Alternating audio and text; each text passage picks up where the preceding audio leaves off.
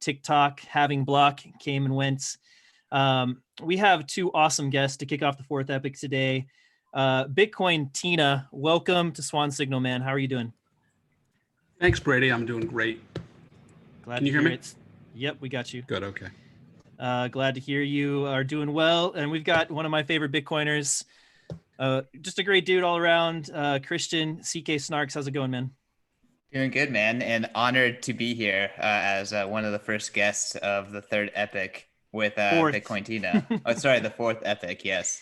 Yeah, I'm always honored, and it is always a pleasure to hang with CK. We spent a lot of time together doing that 4-part series, and I'm a huge fan of CK. I'm also a huge fan of yours too, Brady. So I kiss everybody's ass here. I appreciate that. The feeling's mutual all around. We aren't even drinking, but it's already gotten to the I love you man stage, which is great. There's a lot of, gotta have some love going around at times like this. Before we started recording, we were talking about these times that we find ourselves in, and Tina had very aptly stated that the cure may be worse than the disease at this point. Why don't you keep going with that take, and let's talk a little bit about this macro situation we find ourselves in from this COVID situation. Well, I guess observationally, look, I'm older than most Bitcoiners in the space, and I may be higher risk. And so for me, I probably need to be more careful than other people might need to be. And I'm willing to be more careful, and I'm willing to live accordingly. I think that it's useful that people adopt the idea of also being concerned and maybe do things like wear masks. But I also think that we have to get the economy open. There are millions of people out of work. These people have got to get back to work. There are businesses that are going to wind up closed. We can't lose these businesses.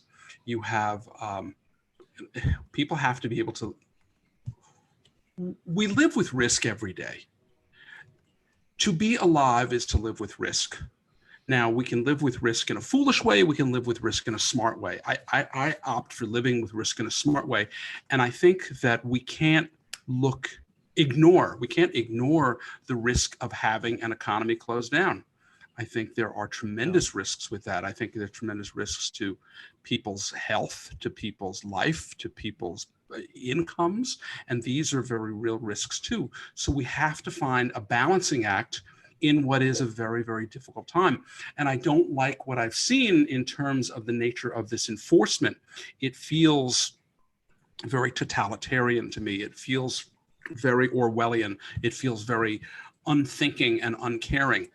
And I don't like that. And I think that's a problem. I hope it wakens some people up to the idea of the dangers of that sort of situation for the United States and hopefully for other countries as well. I think if it does awaken people to those kinds of problems, then in some sense, this will have been a good thing. But at this point, we've got to figure out a way to make it work. We can't just continue to live in this scaredemic. We have to find some happy medium. Yeah, it is definitely worrisome. The fallout. I mean, I've been saying this from the very beginning. I think most of us have, who have been watching what's going on in the economy and keeping up with things. Bitcoiners have been waiting for this kind of everything bubble to burst for a long time, dreading it for sure, but thankful that we have this alternative in place, at least. And this situation, this shutdowns, mandated / voluntary shutdown that we're in now is probably the pin. Jay Powell came out this morning to make some comments, and I want to get into those. But first, CK, I wanted to get your take on the situation where we are with economically speaking. I mean, I'm definitely not an expert, and I'm definitely not one to make recommendations for what we should do, but I guess I'll comment on what I think we're doing wrong. And I really think that the fact that we are taking a very top-down federal government mandate approach is the problem. I can understand New York being completely shut down. That makes sense. When you go and you see videos of a mother in Iowa being arrested for pushing her daughter on a swing, like in bumfuck nowhere, essentially, like it really makes it really makes no sense, right? For every single person in every single jurisdiction in every single state and city to be under the same exact kind of rules. And it really indicates why localism and local decision making is so important. And I think that the best thing about what is happening right now is that we get to have a lot of experiments across the globe of different attempts to quell this virus. And we're going to see in real time what works and what doesn't. And we're going to see in real time which states really abuse their power and which states don't. And I think this vision of really consumers having more choice of jurisdiction is going to become a lot more appealing, and it's going to become a lot more obvious. So I'm just, I see signs of nation states breaking down, of localism, the advantage of localism kind of being highlighted. And I'm sad by really a lot of law enforcement and executives and people that are kind of like part of the state using this as an excuse to be inhumane and to, flex their power. Yeah, I mean, I hear that completely. This sort of just very blunt approach, this top-down approach is, it's inefficient in a lot of cases, but in a situation like this, it's probably even more impactful. Like here in Kansas City, we're really just starting to get kind of approach the peak of our, infection rates and hospitals really kind of filling up. We didn't need to be shut down for the past 2 months. This thing spreads in waves to different places of the world, geographically speaking. So yeah, having the ability to have more local control over shutdowns makes a ton of sense. And I think in a Bitcoin world, we'll probably see more empowerment of local governments. At least that's sort of my hope and what I see, happening. What do you guys think about that? Like, well, wait. I want to correct something from my perspective, because I see it a little differently than CK.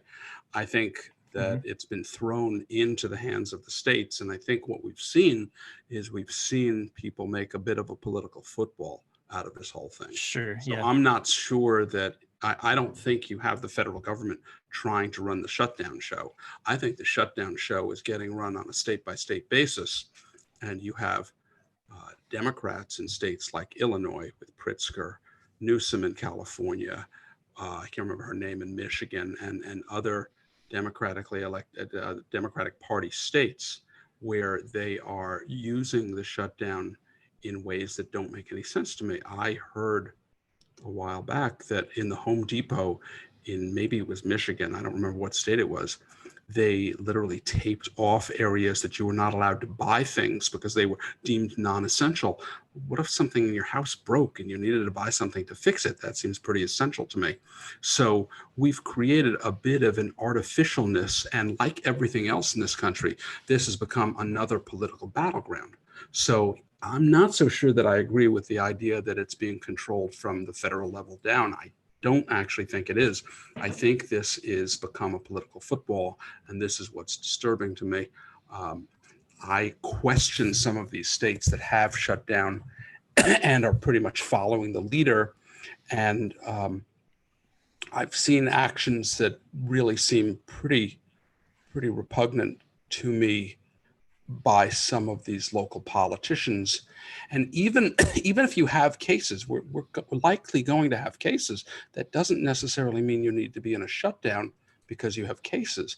I thought we were going to have literally tens of millions of people sick in the United States.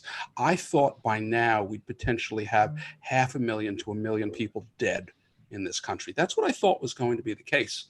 That's not the case. Those are not the numbers at this point. The numbers are bad. They're not that. And so the question becomes, how do we find a way of living with this thing? And we can't let this be a political football. You had Fauci warning that we're going to have schools shut down. Now, maybe schools should be shut down. Maybe that's a good thing. Maybe we'll have more homeschooling. I actually would like that idea because I'd like less indoctrination.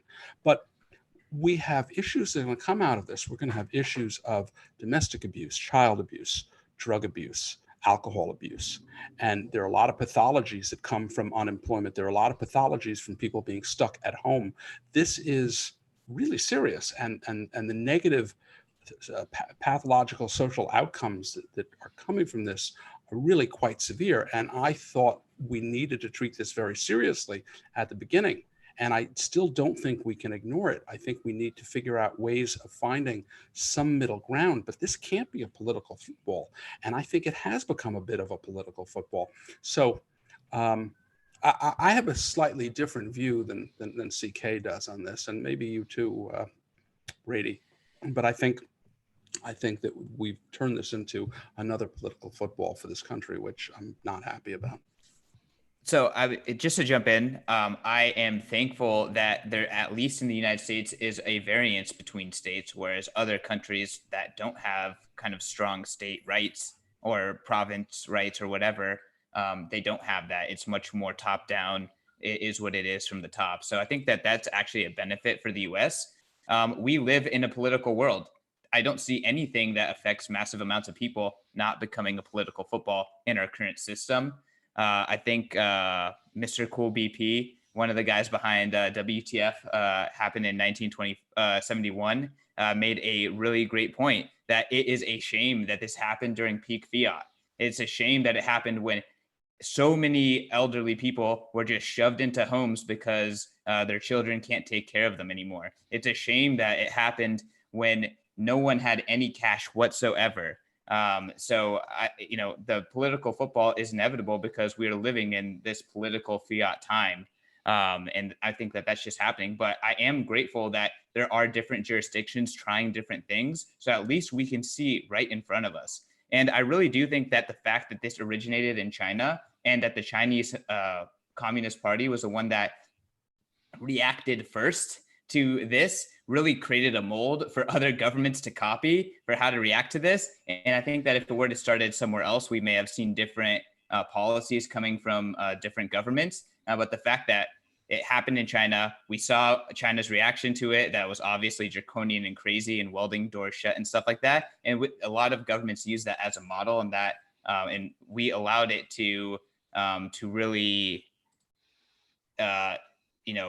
we allowed China's response to teach us how to respond. And that's why we're seeing things, so crazy. And nothing scares me more than things like videos from Australia, US, Canada, where police officers are just acting in completely inhumane ways to enforce the law. Well, Yeah, go ahead, Tina. If we learn from the Chinese, then we really have a big problem on our hands, because there's nothing about the communist Chinese that I like. So I think that's a pretty bad model from my perspective.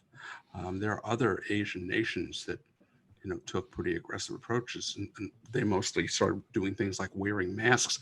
I don't think, maybe I'm wrong, I don't think the people in Japan had this kind of a lockdown approach. It was nothing. I don't think it was enforcement like this. They haven't suffered from these kinds of problems. They're not the only country. I think there are other countries in Asia that did not take the same kind of approach that the communist Chinese took. I think the communist Chinese took that approach because they had an inkling as to what they were dealing with, and because they had this inkling of that this might have been a bioweapon, that they felt the need to take such drastic actions, and that's really a bit of a problem. But or massive governments just have a hammer, and all they know how to do is enforce regulation rather than making recommendations, admitting that they don't know what's happening, telling people to take precautions and be safe, and letting people have any sort of personal responsibility. Governments do what governments do, and we had the worst government essentially be the example for the world. I see other Asian nations as not doing maybe what China did because they're used to this, because they're always affected by China, and they understand so closely what the Chinese Communist Party and life in China does to the rest of the world. If you go to Korea, if you go to Seoul, Korea, they literally have a tower that is in the city that changes lights based on the quality of air that's being blown in from China to warn the Korean citizens, hey, should you be wearing a mask today or not? All of China is just so intimately, or not all of Asia is so intimately aware of, China and how to deal with China, that they, that explains to me why maybe they acted differently. Whereas, in the US, you have senators and pundits talking about how this just proves that central down authority is the only way to do things, which I think is the opposite takeaway of what Tina and I are describing. I still actually believe in this weird document we have called the Constitution. Yeah, there's there's still a lot of information out there. I think one of the big issues was, like you said, Tina, that we were expecting potentially much bigger impact from the virus, and it's it's impossible and difficult to try to model this thing out when you don't have any information. And the information you do have is extremely unreliable. So making decisions based on these very early models on how things are going to spread is tough. However, I think when more information is coming out, then you have to adjust those models and the policies. I think we're seeing that in more so in the United States. I think states have been kind of loosened up or freed to kind of make their own decisions. Even where I live, the county has a different policy than the state right now. In terms of lockdown and regulations on restaurants and other businesses. So that is good to see, that it's a little bit more surgical in that regard. I hope that we continue to get more information and make better decisions moving forward, but we still have, whatever happens, this economic fallout to deal with. Jay Powell was interviewed this morning and spoke about his prospects, which are pretty dim for the future of the U.S. economy and the world economy. He was, I noted, very quick to blame the virus. He said, I think it was, I'll approximate here, but he said that the problem, the economic fallout, was due to the virus and not because we were in the midst of a bubble, any kind of economic or credit bubble, which I think all of us will probably disagree with. And Stanley Druckenmiller, who was also interviewed last night, said, the exact opposite, that we were in the midst of this massive credit bubble that might be popped by this virus. What do you guys think about Jay Powell's comments this morning? And I can summarize some more if you haven't been able to catch up with them. Tina? I did not hear Jay Powell this morning. I want to just conclude one thing that from our prior conversation, because it's applicable to almost all things, and that is, it's okay to be wrong. And then learn this as a trader. I heard Richard Russell actually used to say this. It's okay to be wrong. It's not okay to stay wrong. Right. And we need to use this as a guiding principle for things that we do. It's okay to make mistakes. It's not okay to keep making mistakes. Jay Powell is very fortunate that he has this convenient thing that he can blame. I think we have had the wrong diagnosis for problems for over a decade. But at this point, I've come to embrace policies of negative rates and UBI and money printing, because from my perspective, it will just accelerate the process of Bitcoin. I see the system as being irreparably broken. I think it's been irreparably broken for decades. It's just been, we've been inexorably moving here. I have a statement that I like to say vis-a-vis Fed funds, that 0% rates are an indication of failed policy. Negative rates are an indication of insanity. I think we've had monetary madness for 30 to 40 years. We've had bad policy at least since the crash of 87, the post-crash of 87. We had a brief moment in time when Volcker ran the Fed, when he tried to correct things from the prior 30 some odd years, where we had excessively easy policies.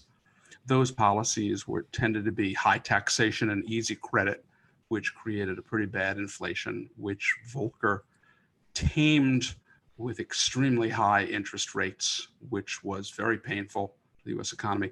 Volcker was so roundly hated by so many people. He had Secret Service protection. He was burned in effigy. I think this go round will ultimately have Bitcoin save the situation. People can buy into Bitcoin and ride Bitcoin's coattails into potentially a new economic system. It will be painful for some, and that's unfortunate, but the ultimate outcome will be dramatically better. But we've created a situation where we've created credit, which is too easy, which has created a form of debt slavery. We see this very much so with regard to student loans and what kids, young people have to pay for college and university. When I was in university a long time ago, it was much less expensive, even on a relative basis. We've had inflation to the tune of 9% or so compounded annually for 40 to 50 years. Hold on one second. Which is devastating. So you have young men, young women graduating college with questionable degrees, saddled with enormous mountains of debt. They can't really start their lives. They can't afford to start businesses. They can't afford to buy homes. This has been a disaster. We need to remake and redesign the way these educational services are delivered. We don't need free education. We need people to use the creativity and genius they have to find another way of delivering these services at a much lower cost. Look, it's great to have fun in college for 4 years and party and have a good time. I mean, who doesn't want to have a great time partying for 4 years? But at the end of the day, people can't afford to spend tens and hundreds of thousands of dollars partying for 4 years. That's not, that's not a world we live in. And that's a pretty high bill to pay. And sure, it's fun. Of course it's fun. Lots of things are fun. Doesn't mean we should do it. Doesn't mean we can afford to do it. Most people go to college and take courses because they want to improve their ability to earn an income. That's, why vocational education exists. I think that might be an outcome of this situation that we're in now. Is that lots of universities are going to online education, and similar to corporations and their work from home policies. It's going to be hard to justify needing to be on campus for every student needing to be on campus at all times, or every employee needing to be in the corporate office at all times after this situation. Have you heard any of them looking to give back money to their students? Have you heard any of them talking about cutting their costs and cutting what they're charging them? I haven't heard any news items. I'm sure it would have been big if some universities came out and said, oh, tuition next year will only be 10% of last year's tuition. I haven't heard that. Did I miss that in the news? I don't think you missed it. I went to college recently, and just looking at tuition prices at my university from just 5 years ago to what they are today, they are mooning. They are experiencing hyperinflation or appreciation or whatever in terms of like the cost of college. It's now 25% more expensive. My unbelievably expensive tuition costs, which just like absolutely blows my mind. Got a related question from the chat room from Al's Lacrosse. For Tina and CK, you can definitely weigh in as well. What does Tina see as the trigger for the tipping point of traditional finance buying Bitcoin over treasuries? Are negative interest rates enough, or does more need to happen? Oh, we're a long way from there. I don't even think about that. Bitcoin versus treasuries. Bitcoin is way too small an asset to even consider that. That's not a question for several years at least, maybe. So, I mean, what needs to happen? 7 to 10 years from now. Do you think it's a certain Bitcoin number to go up? Yeah. Do you think it's a certain Bitcoin market cap that would need to be reached in order for that to be considered? Bitcoin will become perceived as the riskless asset. It's not perceived as that yet.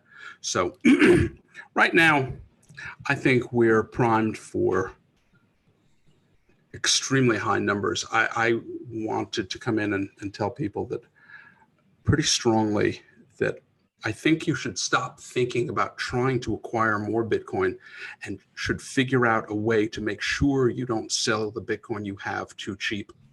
I think that people undervalue what they own. I think that many, not hodlers, because I think hodlers have a different mentality, and you probably have mostly hodlers listening to this. I'm probably not talking to the trading types, and they won't listen to me. They'll think I'm an idiot. They'll think I'm foolish. And I think that I think in the course of the next several years, I think Plan B is probably right. My own mental model for this coming bull market was a range of $200,000 to $400,000 in Bitcoin pricing.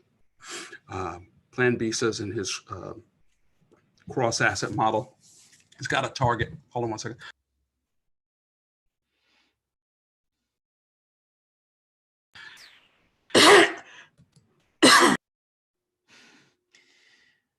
Sorry about that. I'm just going to take a sip of water here. Yeah, so his target's 288,000, if I remember correctly. On the his target's S2FX. 288,000, and I don't think that's crazy at all. And I think we'll overshoot that by a fair bit.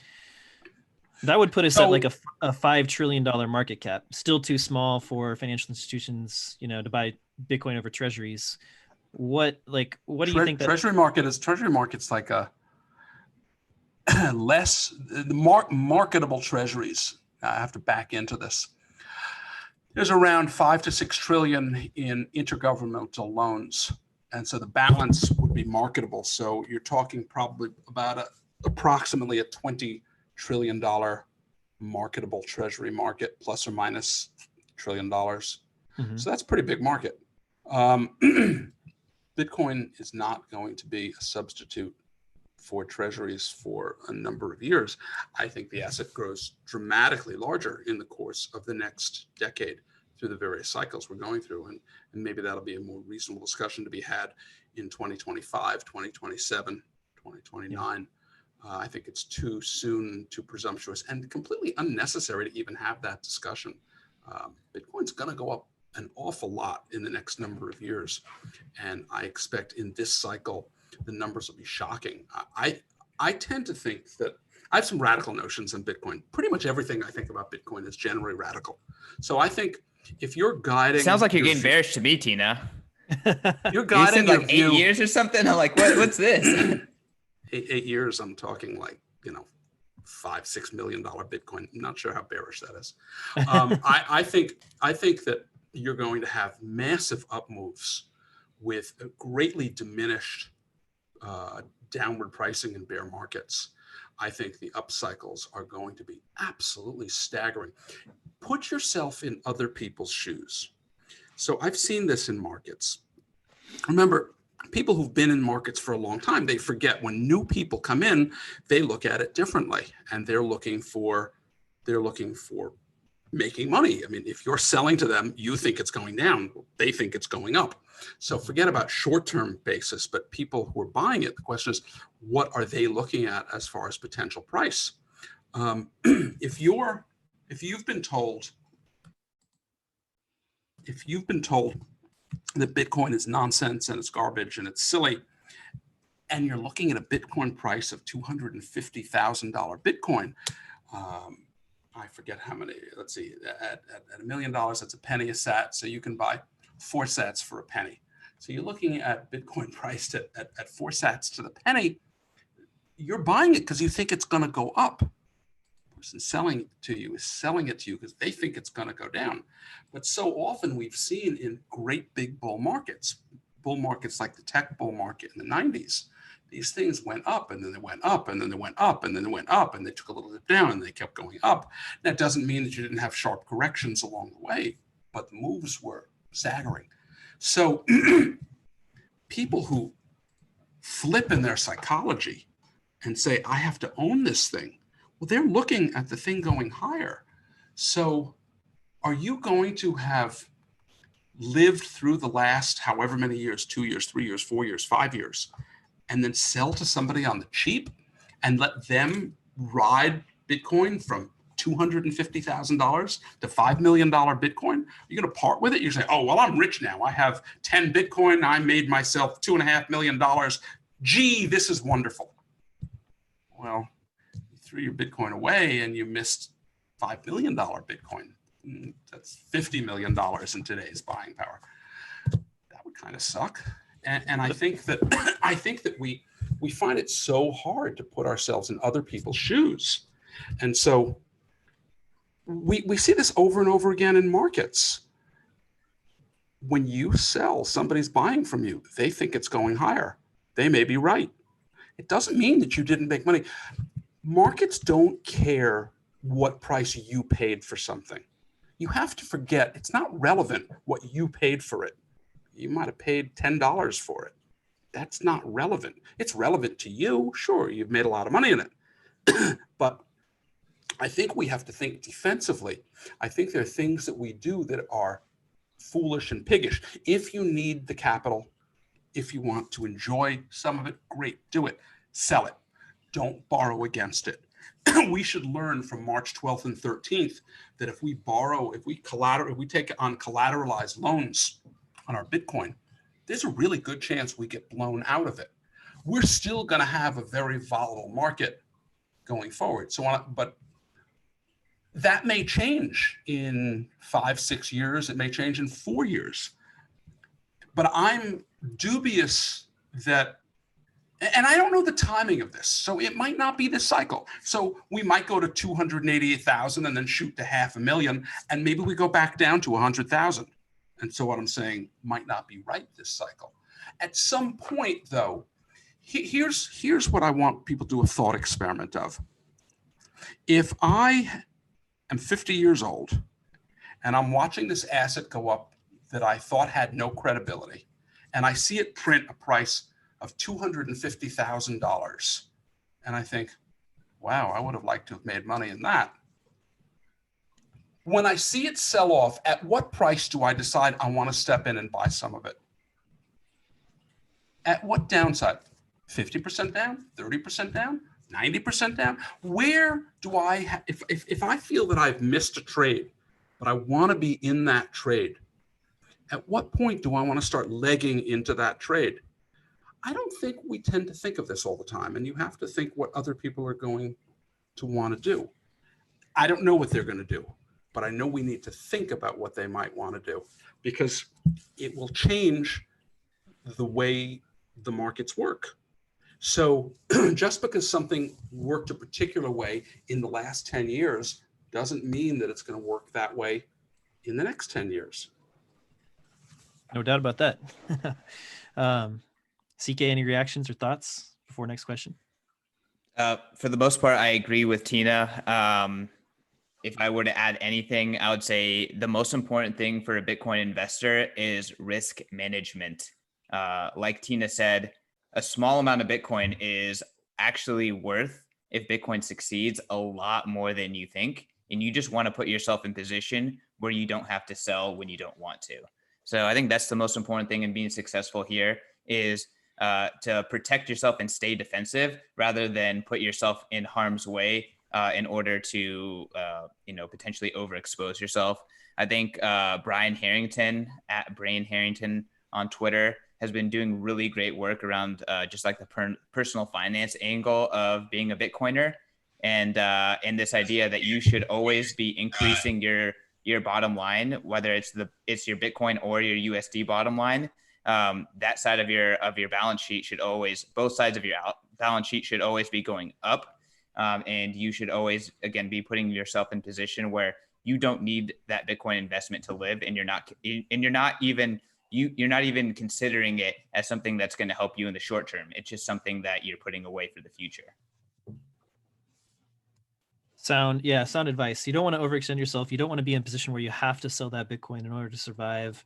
You want to be able to hold it for the long term. Cory, welcome to the call, man. How's it going? I don't usually go by CK2, but I'm cool with it. It's okay. Cory Klippston. We got two CKs, Christian Keroles, Cory Klippston, CK Swan, and CK indeed. BTC Media. Yeah. Hey, Tina, how are you, man? Hey, CK. All right.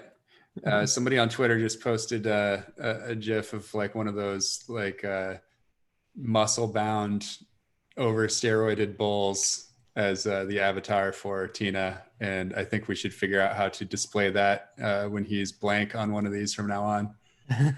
Nice. Send the video. I mean, Tina, you can upload it onto your Zoom. So There you go. That's what we did last time. I gotta find the avatar.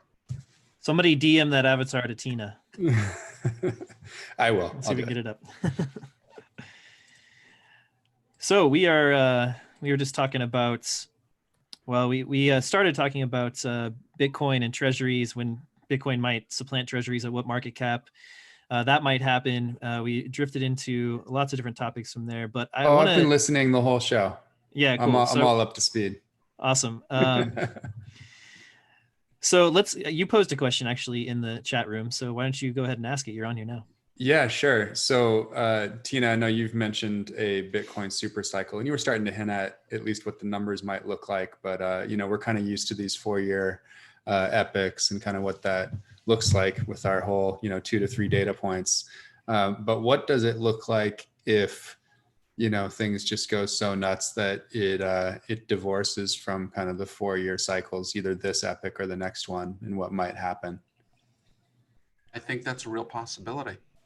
I think you have to open up your mind to the idea that that can happen, which is why I think you have to so carefully guard your Bitcoin and not sell it too cheaply. I mean, right now we're at such a phenomenal price. I mean, guys like you're offering a service to people. So few people are going to take advantage of this soon enough. I look at Bitcoin at $9,000. It looks like it's free to me.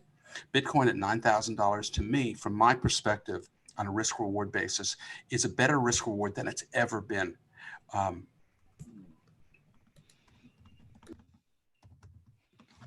It's Bitcoin's never been cheaper. It's cheaper than buying it at $10 because the upside is so much more likely. Right. Yeah, the likelihood is something that I think has really factored in. I got really noisy just kind of watching what was going on in late Feb, early March, and when the market started to basically just like another demonstration that the legacy financial system is so incredibly messed up that it just won't survive in this form. And that because the life of Bitcoin to date has corresponded to the largest bull market in history, it was hard to determine whether cracks would really show in the financial system or if it was different this time, right? Because we had very smart people saying that, hey, if you look at demography and essentially the end of 2018 crash, that was peak spending for Gen X, and it got picked up so quickly that maybe we now just go all the way through to like 2038, which should be peak spending for millennials, and this may just be like the biggest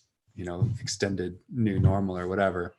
And in that scenario, the likelihood of Bitcoin really taking off is somewhat less. So, whatever your expectations were for price or for like timing for when Bitcoin becomes really important and really large, you need to, if you haven't made the adjustment in your head, like you're saying, Tina, where you're 2xing that, 5xing that, or 10xing that, or pulling that year forward. Like I used to say, I think, you'd be able to use Bitcoin as a unit of account pretty much globally in a local currency and in Bitcoin by 2035. I've pulled that forward. I think that's probably more like 2030, at latest.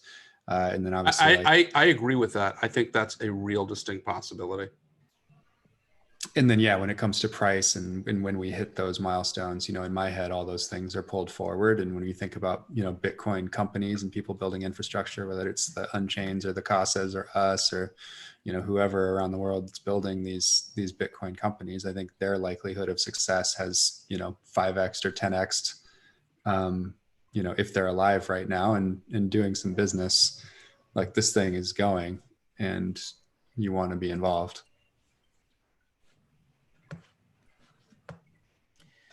If I could jump in, I totally agree with all of that. And I think I really love how Preston Pysh has entered the Bitcoin space, because I think that the way that he articulates a lot of this stuff is so clean.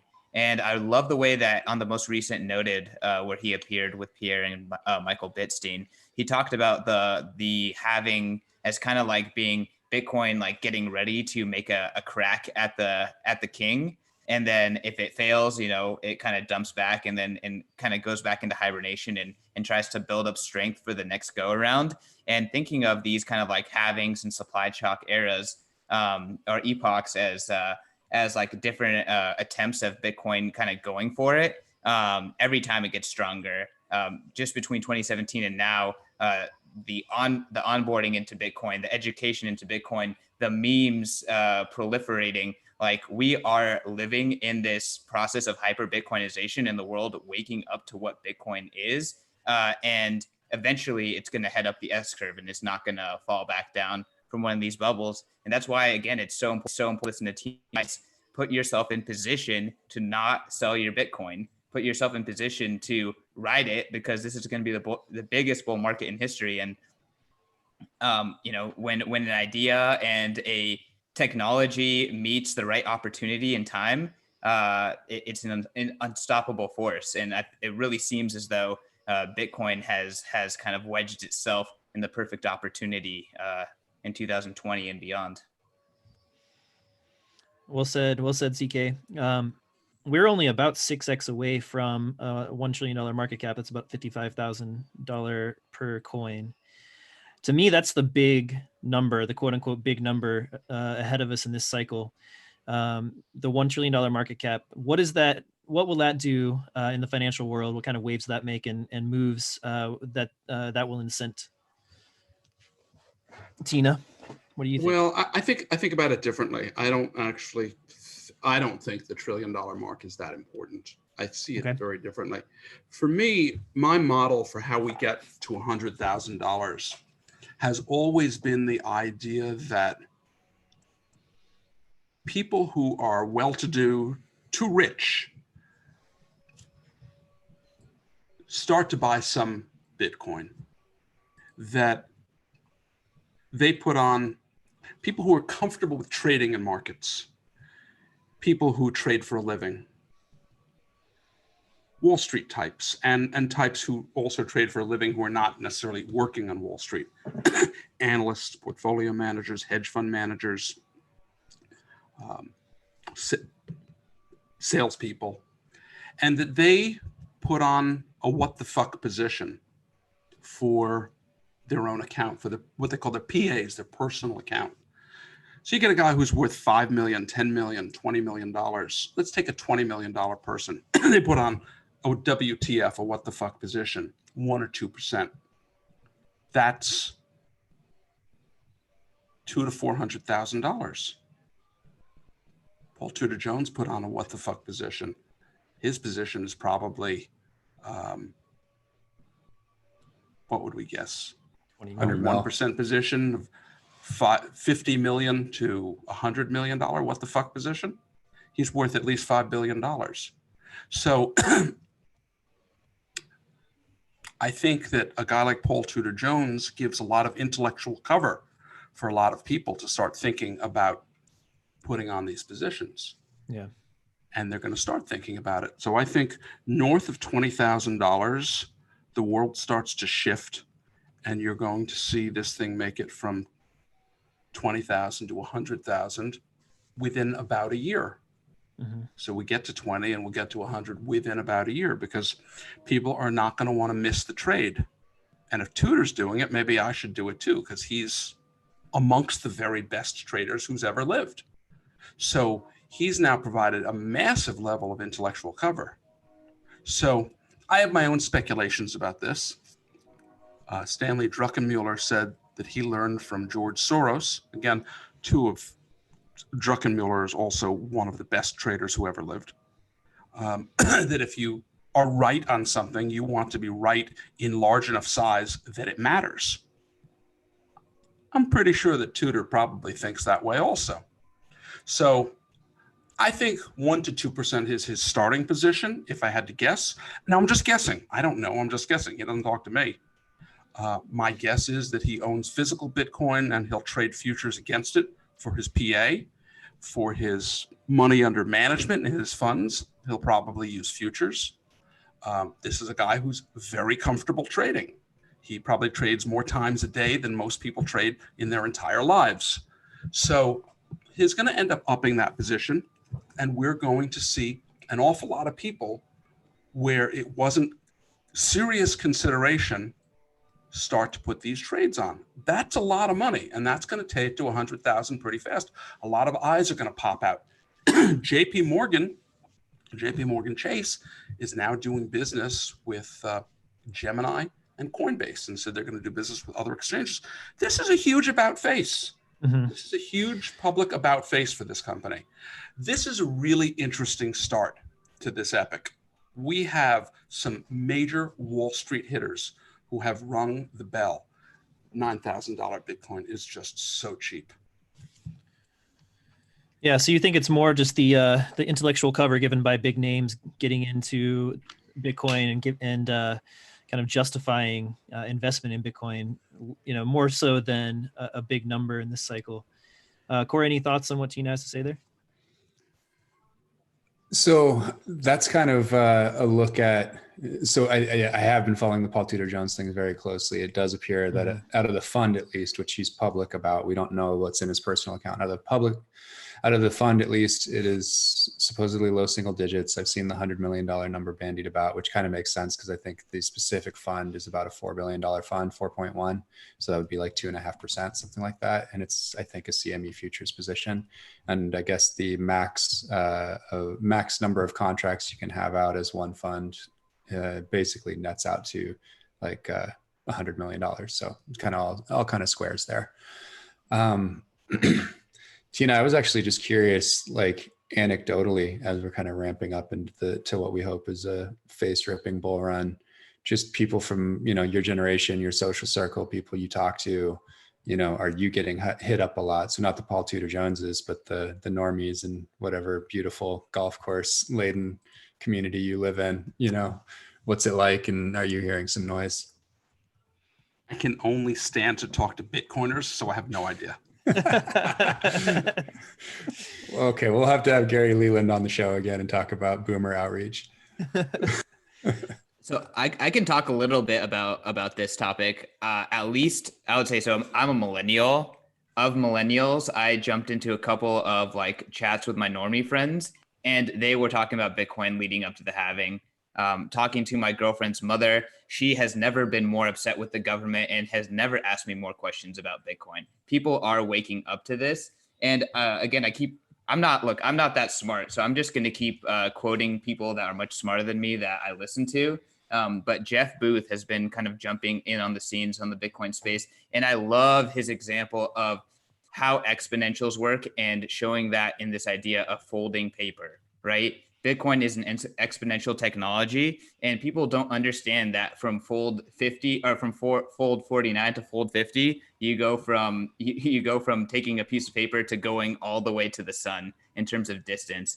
And Bitcoin operates in the same way. So, the last epoch we had the Coinbases of the world, and then in this epoch we have the JP Morgan Chases of the world and the SoFis and these massive institutions jumping in. Maybe the next one is when we start having significant countries jumping into this space. So as Bitcoin ramps up exponentially, adoption, respect, money flows, relevance to global commerce, they all increase exponentially. And just to kind of add on to that, whenever I hear people like fudding about Bitcoin fees in the future, it just pretty much shows that they don't understand what this exponential change looks like and what that means for Bitcoin's usage. Like talking about Bitcoin fees in any sort of like definitive way based on how fees are working today is just absolutely ludicrous and hilarious.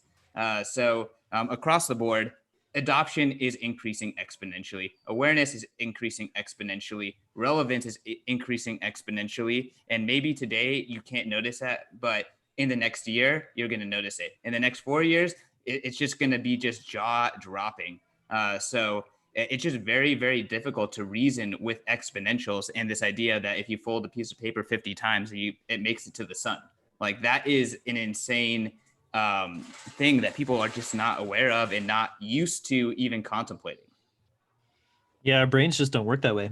But yeah, we see, I mean, intuitively, it's becoming, well, it doesn't happen intuitively in our brain, but it's becoming easier to observe as these exponential technologies and network effects pile up on each other, and things just move, faster and faster. And so Bitcoin is leveraging all of the, the long history of the last century of exponential technologies and network effects, and combining that with another technology that has had network effects, innate for ever, which is money. So you combine those two together, and yeah, like Tina likes to say, it's a nad ripping sort of wake up call for a lot of people. I have another question from the chat room, and this is for the table, but we'll start with Tina. And this is a good one because it's sort of counterintuitive to expect that there might be deflation in a time of, astounding money printing. So how is that possible, Tina, that, we have deflation now or setting in as the Fed claims while we're printing enormous amounts of money?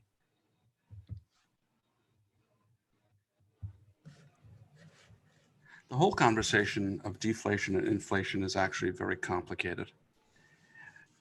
A lot of the time when we're talking about deflation, we're talking about deflation of assets like stocks, like real estate. We're generally not talking about CPI, PPI deflation.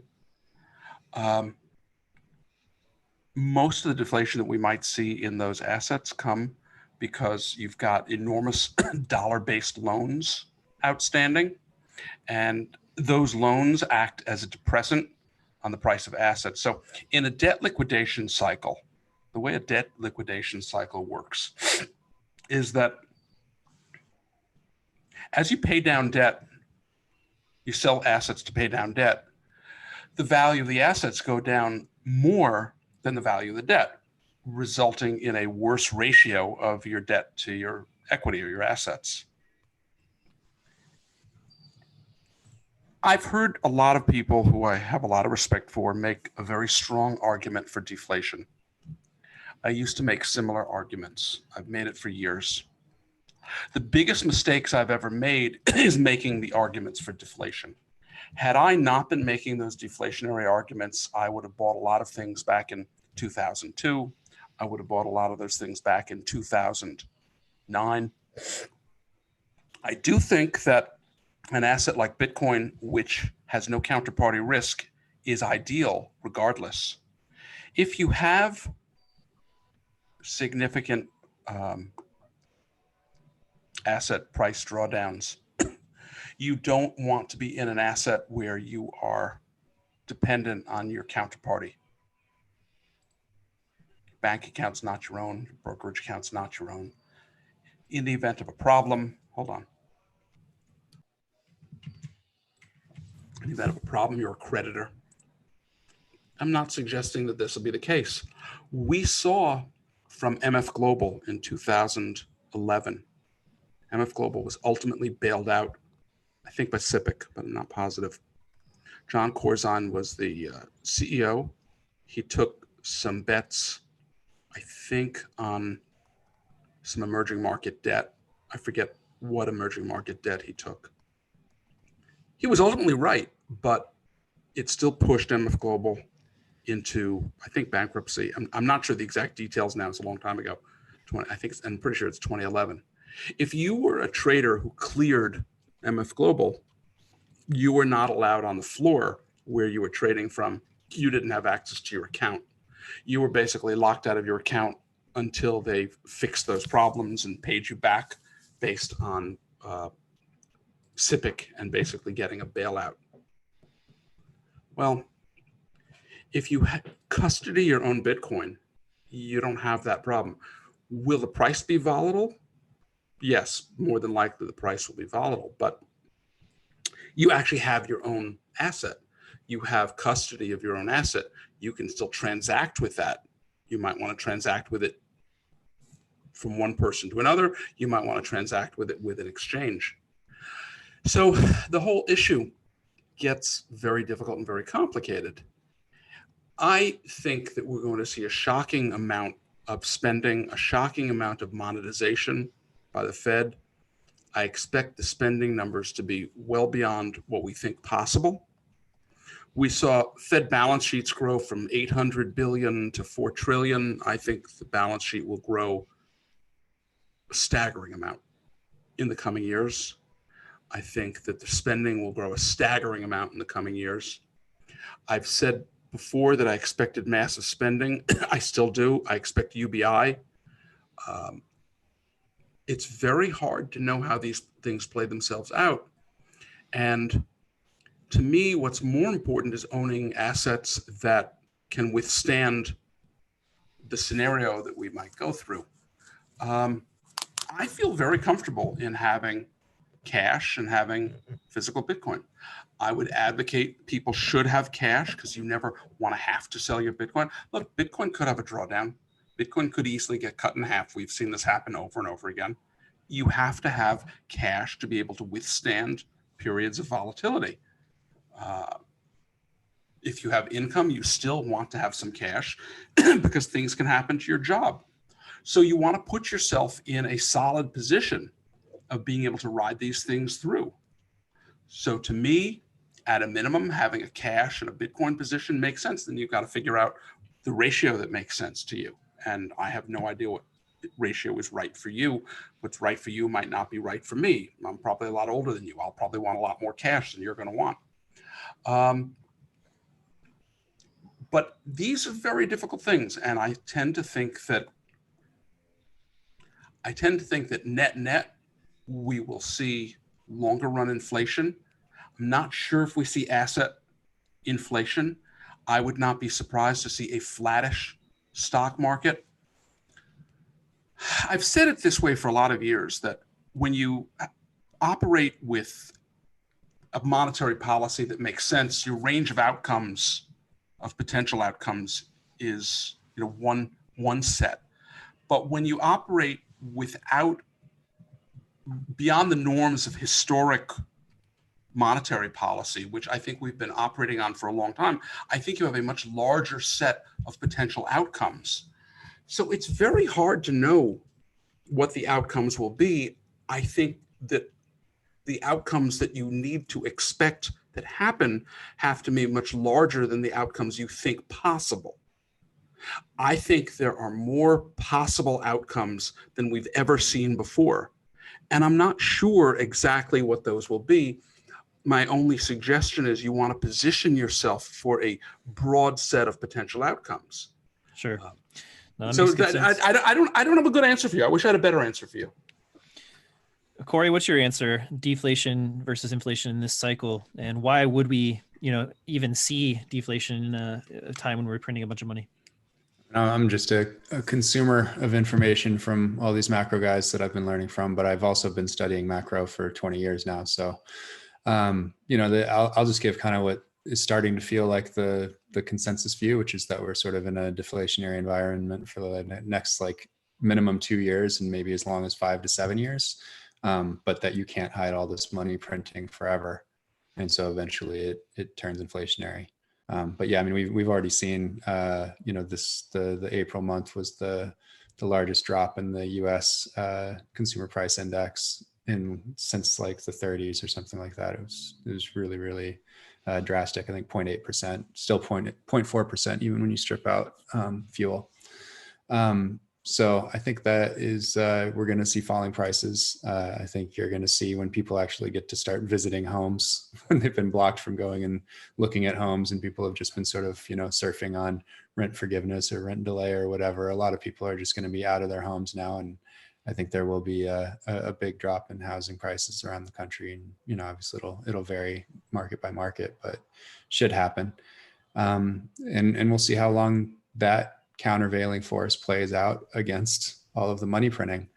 And they're going to try like crazy not to let deflation set in, because, you literally, this country and no country around the world can pay their debts in a deflationary environment. They absolutely need inflation, and ideally higher inflation than historically, which is why we've seen the Fed, as we've talked about a few times on with other guests on the show, roll back the usual, like, let's stay under 2% and instead say, we're going to go ahead and like average 2% over the long term. And we don't know how far they're going to go back to pick up all those under years, because there's been a lot of them, and try to make it all even out over two. I mean, that gives them flexibility to target 3, 4, 5% in a year. We have no idea. So, and when Tina starts to say, okay, yeah, it's like 4 trillion, 5 trillion, like how much money are we going to print here? We do have estimates from like Jim Bianco from Bianco Research, who's a popular guest on Eric Townsend's show Macro Voices, saying that he thinks the number is 45 to 47 trillion. And you've had Chamath go on Jason Calacanis' new show and say that he thinks the number, I'm sorry, you know what? I'll give Pomp, this was actually on Pomp's show. I think that Chamath said he thought the number was 50 to 60 trillion that would need to be printed essentially to backstop everything that's broken around the world that, more or less is dollar tied or dollar denominated. So it's going to be really, really, man, it's scary. What a time to be alive to watch, this is really watching the world wake up from history. We had a 30-year hangover after the end of the Cold War in 1990, and it's taken 30 years for people to, it's just been this drunken celebration for the 30 years since then, trying to keep the old institutions alive and trying to keep this, this train on the tracks where everybody gets to be rich. And this is the wake up call. Take care of you and yours and get some Bitcoin. I want to chime in 1 second. I think we're going to see massive inflation in Bitcoin. I'm very concerned the prices may go to $1 million a Bitcoin. I think we're going to see some truly terrible inflation in Bitcoin. Sounds really scary. Are there enough sats? Are there enough sats to go around? At least enough millisats. Okay, millisats, good. I think the person that the person that makes the most sense to me right now, and he's not the only person with making this analysis, for me, is Ansel Lindner. So he's been on your show before, and I think his analysis of the euro dollar system, as well as the gosh, why am I blanking out on this on the term? But the repo markets, as well as the repo markets, it just makes a lot of sense to me. And he's really painting like what is money is assets that can be swapped or that can be used as collateral on the repo markets. And the way that the repo markets are kind of architected is that they're architected in a way where if no one is accepting collateral, money is destroyed, right? All of these assets that were counted, quote unquote, as money, as things that you can get liquidity out of, like they instantly become illiquid. And that has an effect of like money destruction. So I definitely see how the system, is kind of levered in a way where if loans aren't being made, money is being destroyed very quickly. And what Tina kind of described is, as people are trying to sell collateral to make up for their debts, that the value of that collateral dumps much faster than the value of the debt.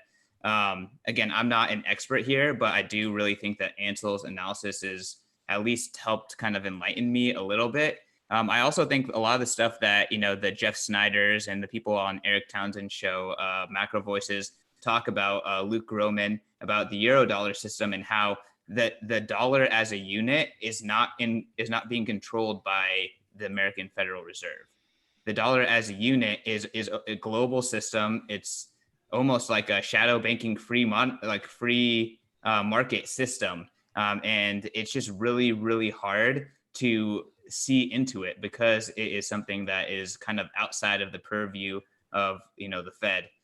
So it's super, super complicated, no transparency in shadow banking. And it just like Tina said, like the future outcomes are so varied that the most important thing is to just hedge, put yourself in position to act defensively and put yourself in position to ride the wave.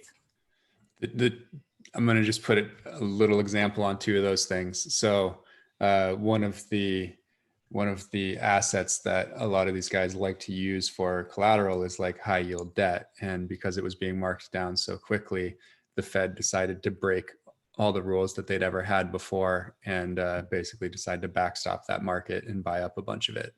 And this is what a lot of people are forecasting will happen with equities as well, which is against the Fed's mandate, and they're not allowed to buy equities. But at one point that was against the mandate of the Bank of Japan as well, and they own 80% of the ETF market in Japan. So, this thing probably doesn't stay on the rails without massive social disruption, without the Fed buying stocks in the US. So that they'll do some sort of like judicial jujitsu and figure out some way to put that within their mandate or change some rule or something. They'll probably just use an SPV. It'll look a lot like Enron, frankly, which is what they did with the high yield thing already. They basically created like Raptor 7, just like the Houston guys did in 2001 or whatever. And then on the Eurodollar thing, just to put like an example on that, and a German bank can, lend money to a Greek company and denominate that loan in dollars, basically. And in a system that relies on credit to create the money supply, which is what the dollar system is. It's a credit-based system.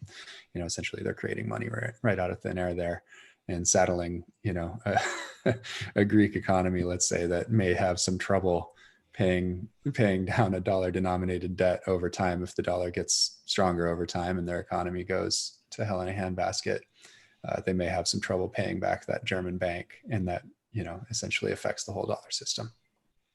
I want to throw a grenade into the discussion. Sweet. So I understand what people, I'm still very dubious about the idea of deflation. So we have to differentiate deflation. You're talking about deflation of assets like stock prices and real estate, or deflation in terms of CPI, PPI. So I don't think you'll see deflation in CPI, PPI at all. Asset prices, I expect to be staggering amount of spending. I expect stability of asset prices, and I expect the stock market may not go up very much, but I'm still not sure that a stock market will go down a lot. I think it'll actually be problematic for a lot of stockholders, and they won't see it move forward. But here's the question. So if the US government were to issue 20, 30, 50-year paper,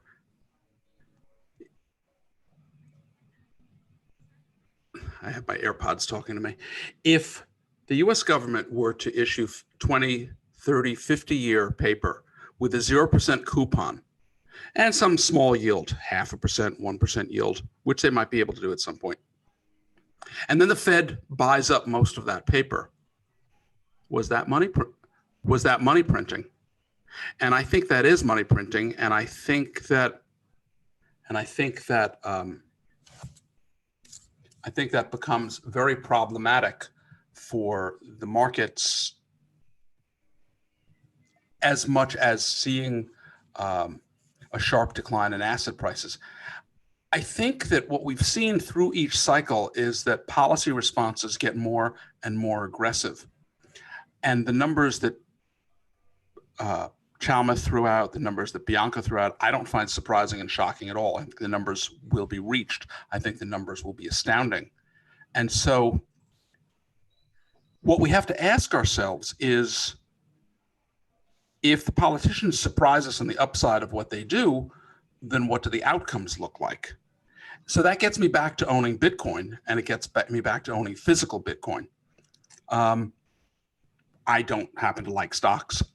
I'm dubious that the real estate market will be either all up or all down. Selling New York apartments, they might be hit very hard in price, whereas buying apartments in the suburbs of New York, buying houses in the suburbs of New York might go up in price. It's not necessarily going to be all one or all another thing. So I'm not sure. To me, if they do something like that, that looks a lot like money printing. And we haven't seen them really do that before, because we've never been in this situation. And imagine we have negative rates. What if you issued $20 trillion worth of paper with a minus 1% rate on the part of the US government? That sure looks a heck of a lot like money printing. Things might not quite work out the way we expect them to. We also have to challenge our assumptions that we make. And I'm not sure if people making these views and giving these prognostications as to how they think things will work out are fully challenging the underlying assumptions. So what if the US government issued $30 trillion of long dated paper with a negative 1% yield? Then what? Who wants to jump on the grenade? Are they issuing faster than money is being destroyed globally is the question. Up the number. It's hard to tell. Up the number. Up the number. Remember, they respond with greater and greater amounts each time. We've been more preemptive this time than we were in 2008 and 9. Much more preemptive, much more aggressive responses. I expect more aggressive responses. And I'm not just talking about the Federal Reserve, I'm also talking about politicians. So if we assume the world has to work out a certain way and people do the things that they did last time, then we might get results that we expect. But what if they don't do what they did last time and they change what they do? We have to open our minds to the idea that the responses may be different. Responses have already been different. I say vis-a-vis the Fed, and I would expand it beyond this, basic things you need to think about. There are no rules and whatever it takes. And so I'm very dubious of a deflationary outcome. I'm very dubious that it lasts that long. And if I had to bet, I would bet on many assets remaining stagnant. Maybe it's like your bathtub where you are both letting the water drain out of the drain and water come in through your faucet. Net, much of that liquidity goes into Bitcoin. I think the ultimate outcome of this period that we see is a massive inflation in Bitcoin. I was joking when I said that, but I was actually serious. I think money flows into Bitcoin because it's the best asset to own. And I don't mean to always sound like this awful perma-bull who thinks Bitcoin's going to go to $3 to $5 million by 2030. I know that sounds crazy to nearly everyone, but that's what I think. Sorry. Sorry, not sorry. You know, one thing I think is also kind of interesting, I'm trying to sort through this a little bit, is, we may have a little bit of a recency bias thinking that this crisis, is similar to the last one, which was really just a financial crisis. And this one is like a global economic crisis in every way. Last time it was the subprime bubble, and this time it's the everything bubble.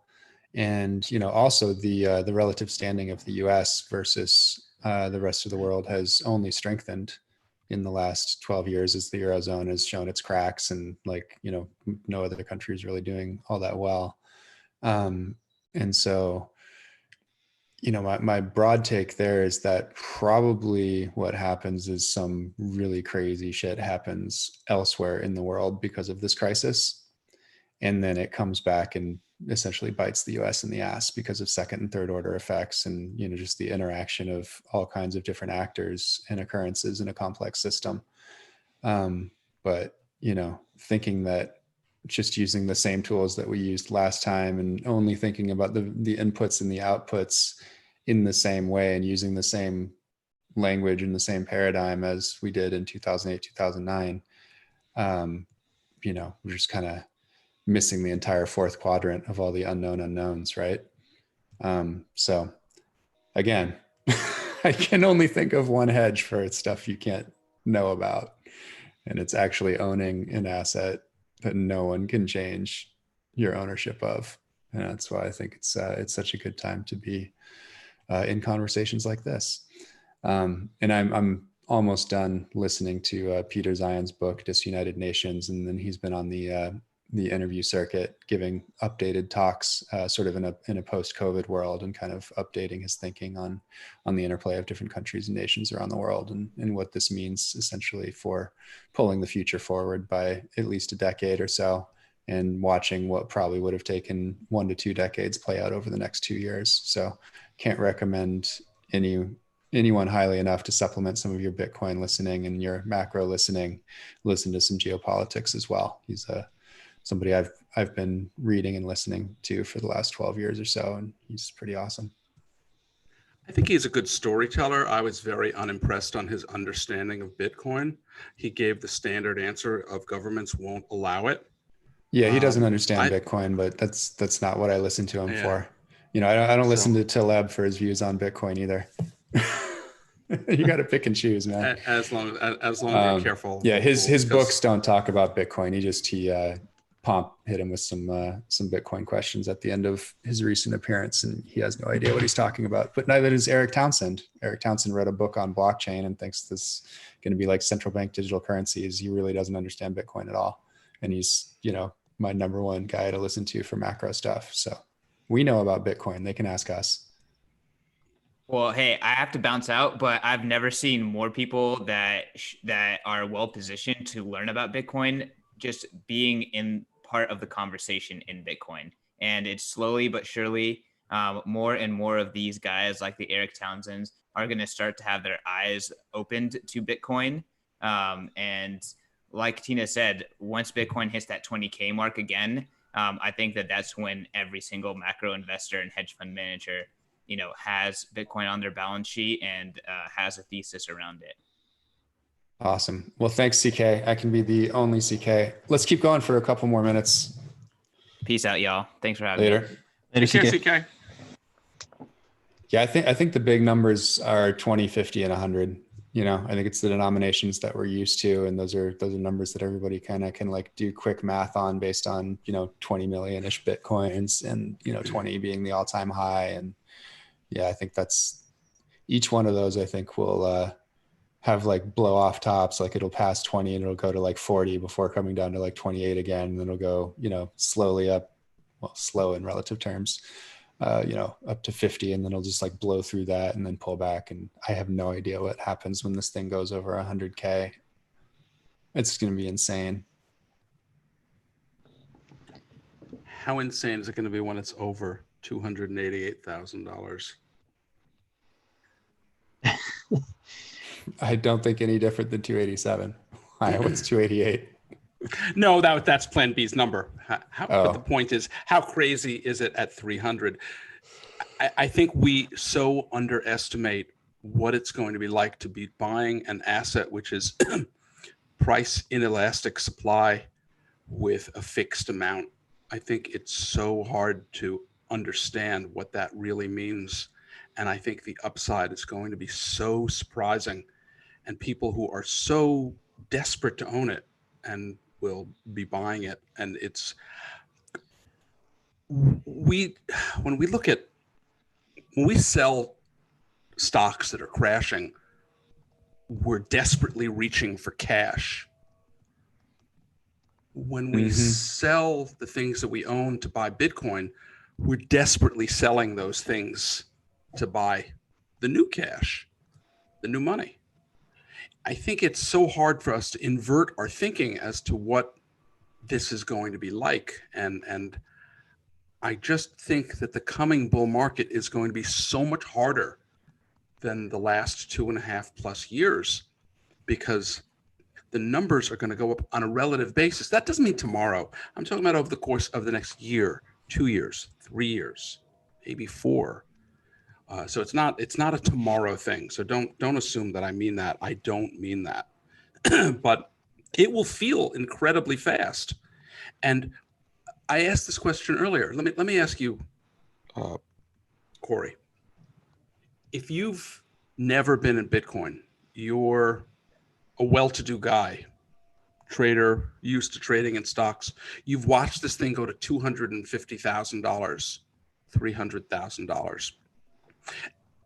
It sells off. At what point in a sell-off do you say, I have to buy some here? When do you say, let's assume that 300 is the top. At what point do you say, I need to buy some? Do you wait till it's down 50%? Do you wait till it's down 80%? Do you wait till it's down 30%?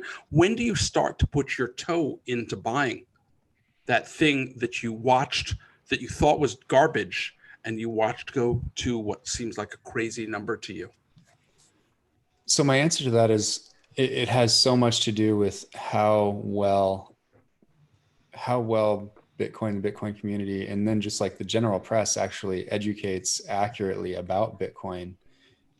because what I don't have a good gauge on is, because I was not here for the last halving, or not really paying attention. I really got drawn in by the price rise in early 17, is whether you were sitting there in 2016, 2017 as a Bitcoiner who'd been around for 3 years or 6 years or whatever, and you thought that you had enough visibility by the outer world that,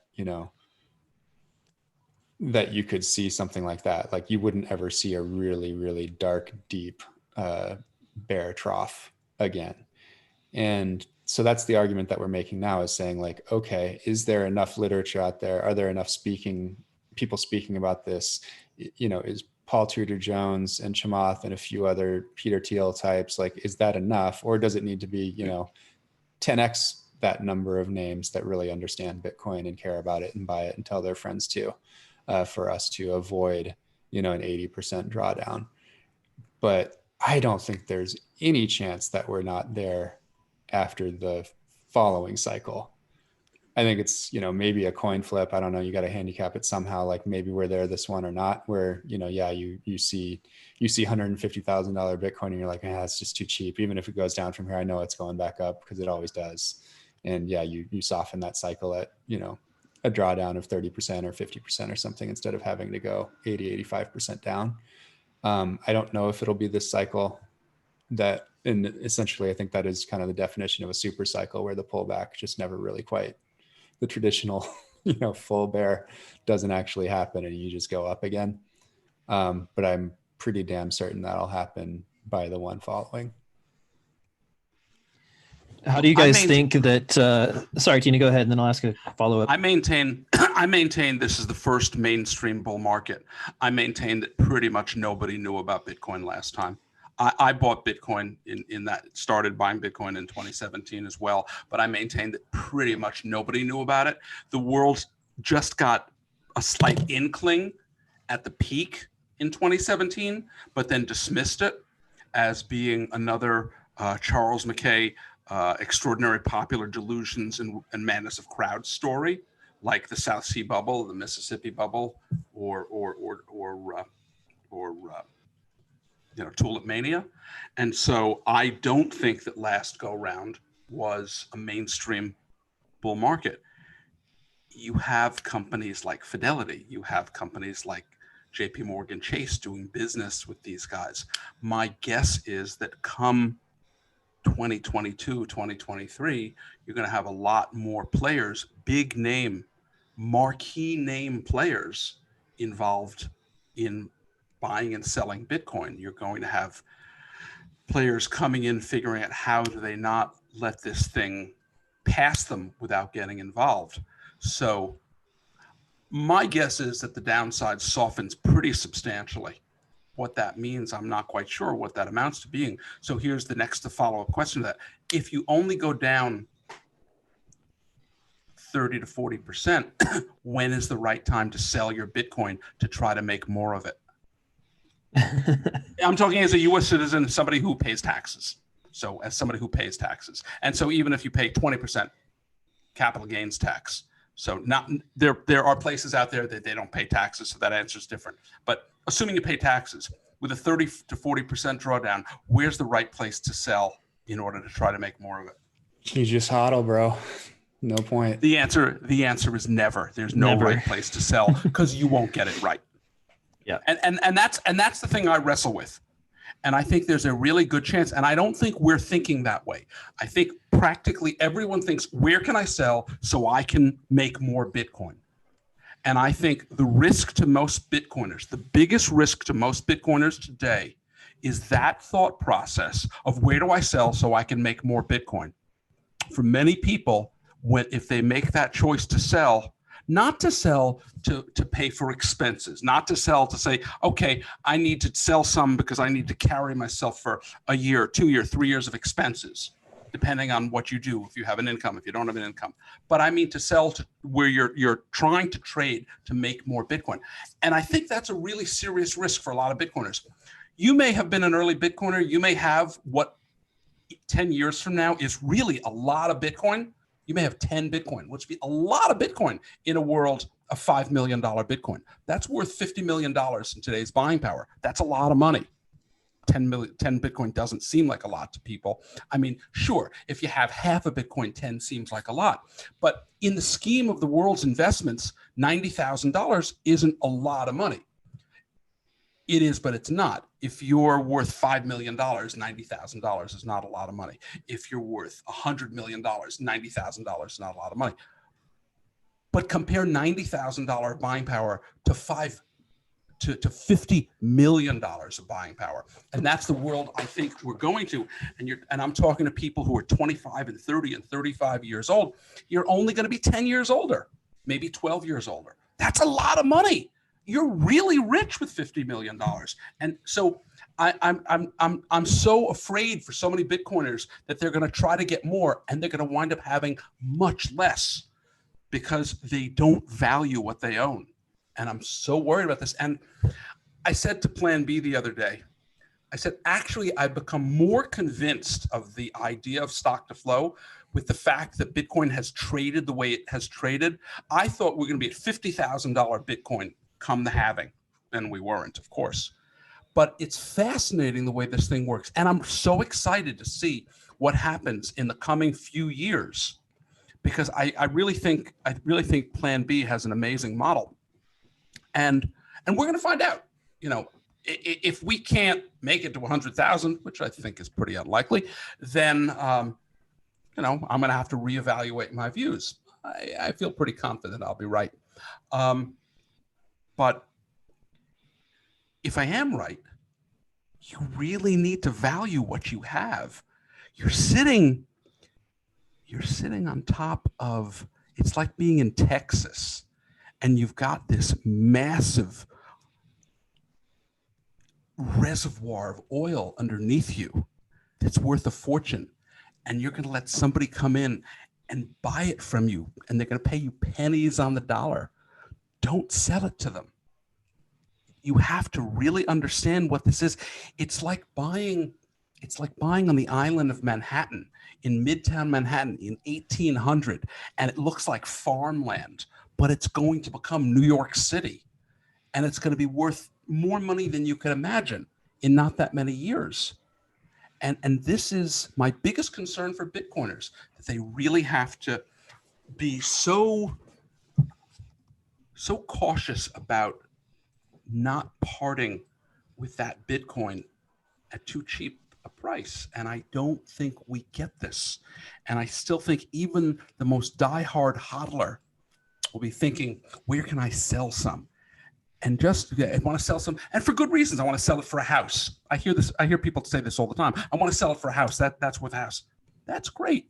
But what if you're selling it for that house, which is a beautiful house? It's a $200,000, $300,000, $400,000 house. But what if that house is really costing you, instead of that beautiful $300,000, $400,000, $500,000 house, what if that's really a mansion on the ocean with 20 acres? And it's really a $40 million piece of land with a house on it. And you sold it for $400,000. And this is what I'm thinking. And I know I'm very crazy in my views. Hey, well, we wanted a bull on the show. We got one. We got one. Awesome. One last question, and then we can wrap it up. As long as you got a few more minutes, Tina. Yeah, no problem.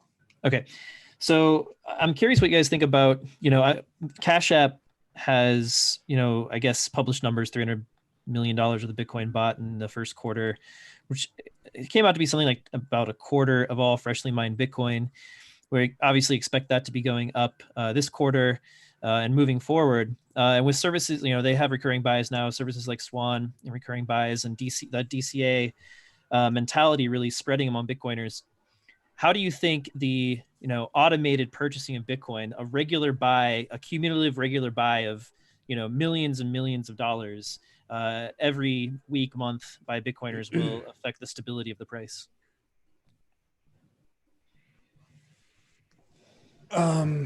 Do you want Tina to go first? Yeah, I don't know how it affects the stability of the price, because I think you're going to see a lot of people with fairly large buying power come in.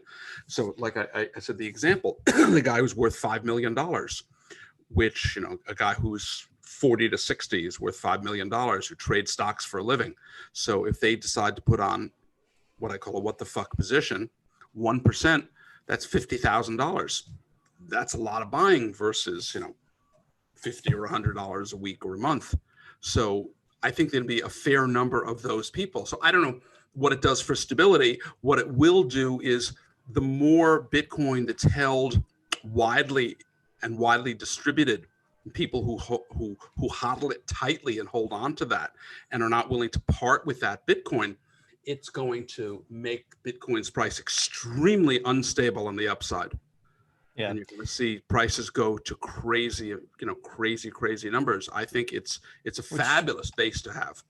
Yeah, which is, increases that floor. So I think that gets to this idea that the downside on the bear cycle, won't be as bad moving forward.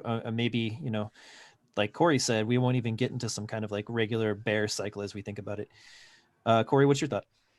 Yeah, I mean, I think it's just it's a cool number to think about. But the supply of Bitcoin that's for sale on any given day is all the Bitcoin that's on all the exchanges, or that could be, very quickly, brought out for the right price. Yeah. So, and I think probably the best way to look at that is like, what has moved. So these charts that you see of, coins that haven't moved in 5 years, 2 years, 1 year, 6 months, whatever. So, yeah, it seems like there's generally like 3 or 4 million Bitcoin, for sale over the next few months. So it's a cool target and it's fun to talk about, but I think there are a lot more interesting things, interesting forces and dynamics at play than that. Mm-hmm.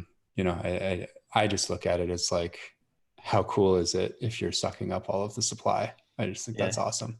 And, there have been periods where one place, sometimes the markets actually do get very thinly traded. So one place, I'll argue the other side of it. There are times when there's just so little appetite for Bitcoin for whatever reason. And if there's always somebody, on the bid, because there's all these automated auto stacking platforms like Swan and Cash App, and obviously Coinbase and Gemini have this as well, even though they overcharge by an arm and a leg. It could actually make a big difference and kind of smooth out and get rid of some of those, like cascading margin call type situations and things that might happen when there's low liquidity and, just like a break in the news cycle or something like that. So maybe that does actually matter at some point over the next couple of years. So I argued both sides. I love it.